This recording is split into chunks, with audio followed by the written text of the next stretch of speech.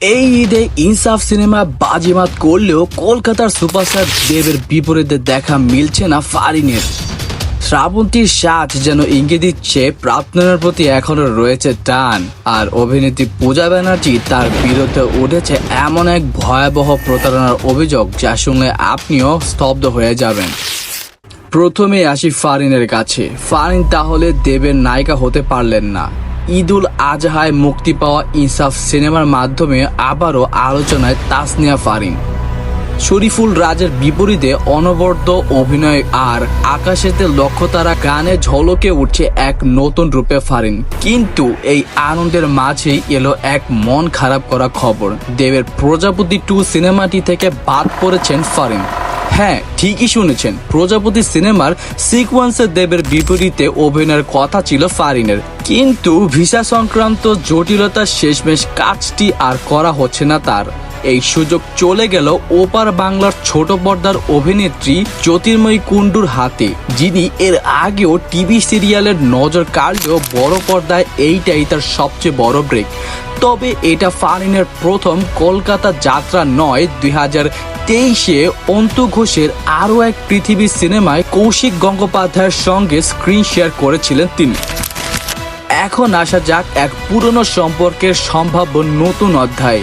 টঙ্গিপাড়ার নতুন গুঞ্জন, প্রাক্তন স্বামী রাজীব বিশ্বাসের সঙ্গে কি আবারও যোগাযোগ বাড়ছে শ্রাবন্তীর? সায়ন্তন ঘোষালের ছবি রবীন্দ্র কাব্য রহস্য এর স্ক্রিনিংয়ে উপস্থিত ছিলেন দুইজনেই। একদিকে ঝলমলে সাজে শ্রাবন্তী, অন্যদিকে রাজীব একই মঞ্চে, এক সময়কার প্রেমিক প্রেমিকা।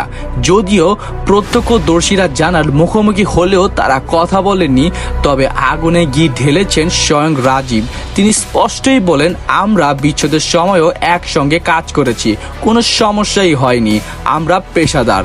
শ্রাবন্তীর অভিনয়ের প্রশংসা করলেও সম্পর্ক নিয়ে বলেন সেই ভাবনা আর নেই। তবে গল্প শুরু হয়েছিল 2003 সালে। জন্ম নিয়েছিল একমাত্র ছেলে ঝিনুক। বিচ্ছেদ হয় 2016 সালে। মাঝখানে আসে আরও 2টি বিয়ে শ্রাবন্তীর জীবনে, কিন্তু আজ দুইজনেই সিঙ্গেল।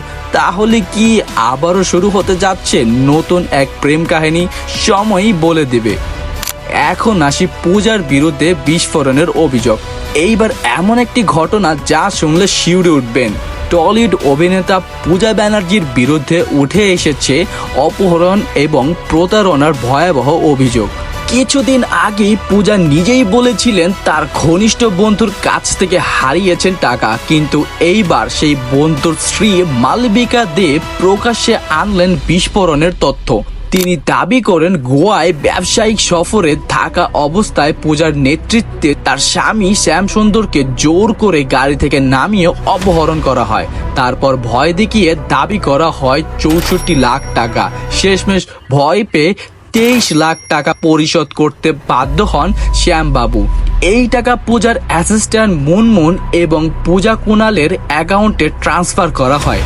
আরও ভয়ানক ব্যাপার হলো, শ্যামের মোবাইল কেড়ে নিয়ে জোর করে ভিডিও রেকর্ড করানো হয়, বলানো হয় নির্দিষ্ট স্ক্রিপ্ট।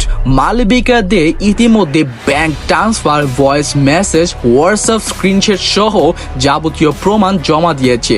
গোয়া পুলিশ মামলাটি হাতে নিয়েছেন এবং বেশ কয়েকটি ধারায় এফআইআরও হয়েছে। পূজার পক্ষ থেকে এখনো বিস্তারিত কোনো মন্তব্য আসেনি, শুধু বলেছে শীঘ্রই আসল সত্য বেরিয়ে আসবে। তাহলে ফারিনের স্বপ্নভঙ্গ, শ্রাবন্তীর পুরনো পথ চলা কি ফিরবে নতুন মোড় নিয়ে? আর পূজার চারপাশে যে ঘন অন্ধকার ছায়া, তা কি তার ক্যারিয়ারেই কালো ছাপ ফেলবে? এই প্রশ্নগুলোর উত্তর খুঁজে পেতে চোখ রাখুন বাংলার সিনেমায়, যেখানে তারকাদের গল্প শুধু গল্প নয়, তা জড়িয়ে থাকে রোমাঞ্চ, সম্পর্ক আর বাস্তবতার টানাপোড়েনে।